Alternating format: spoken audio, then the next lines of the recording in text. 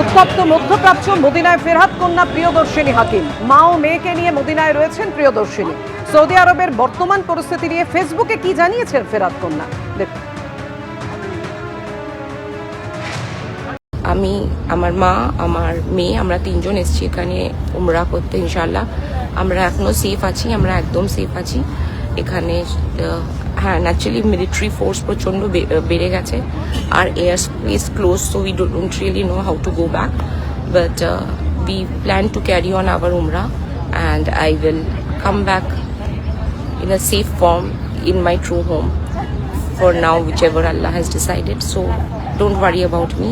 इस वक्त यहाँ पर एक बार फिर से तेल अवीव में हमले का सायरन बजा हुआ है। लोग बंकर्स की तरफ भाग रहे हैं। ये तस्वीरें मैं आपको तेल अवीव की दिखा रहा हूँ कि एक बार बहुत तेज़ हमले का सायरन इस वक्त यहाँ पर बज रहा है और हमें बंकर की तरफ भागना पड़ रहा है। ये तस्वीरें हम आपको तेल अवीव से दिखा रहे हैं क्योंकि एक बार फिर से तेल अवीव पर हमले का अलर्ट यहाँ जारी हुआ है। सभी लोग बंकर्स की तरफ आए हैं। इस वक्त हम भी एक बंकर में मौजूद हैं जहां पर इस वक्त हमले का अलर्ट जारी हुआ है थोड़ी देर पहले और सुरक्षित स्थान के लिए सभी लोग बंकर्स की तरफ आए हैं। तस्वीरें मैं आपको बंकर के अंदर के दिखा रहा हूं। अंदर बहुत से लोग सुरक्षित तौर पर यहां ठिकाना लेने के लिए पहुंचे हुए हैं। खास तौर पर जो इजराइल का मध्य इलाका है तेल अवीव का, उसे ईरान की तरफ से निशाना बनाने का प्रयास किया जा रहा है, लेकिन ईरान अपने इन हमलों में अब तक विफल रहा है। कल रात सिर्फ एक मिसाइल गिराने में ईरान सफल हो पाया था इजराइल में, लेकिन अधिकतर उसके मिसाइल हमलों को इजराइल के आयरन डोम सिस्टम ने बीच रास्ते में ही नष्ट कर दिया। लेकिन हाँ,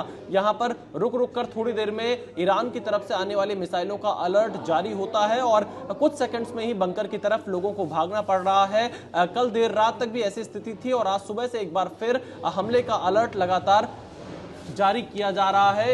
ये तस्वीरें हम आपको लगातार या अब से थोड़ी देर में दिखाएंगे क्योंकि जो सायरन है वो लगातार बाहर अभी बज रहा है। लोगों को बाहर निकलने के लिए फिलहाल यहाँ पर थोड़ा समय इंतज़ार और करना होगा। तो तेल अवीव में कुछ इस तरह से लगातार सायरन की आवाज़ बजने की सुनाई दे रही है और जिस वजह से ये कहा जा सकता है कि अभी भी ये इजराइल और ईरान का जो युद्ध है लगातार जारी है।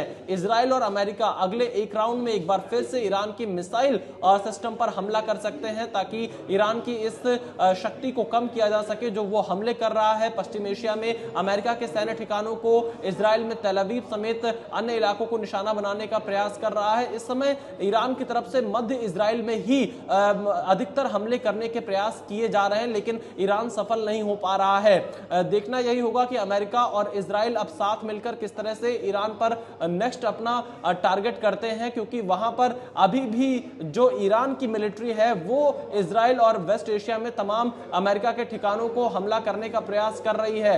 आबू धाबी से तस्वीरें आई हैं, यूएई के अलग अलग हिस्सों से तस्वीरें आ रही हैं, बहरीन से तस्वीर आ रही है जहां पर हमला ईरान की तरफ से करने का प्रयास किया जा रहा है। तो स्थिति लगातार बिगड़ती जा रही है और अमेरिका साथ ही इजराइल ईरान में अगला क्या कदम उठाने वाले हैं इस पर सभी की निगाहें टिकी हुई हैं।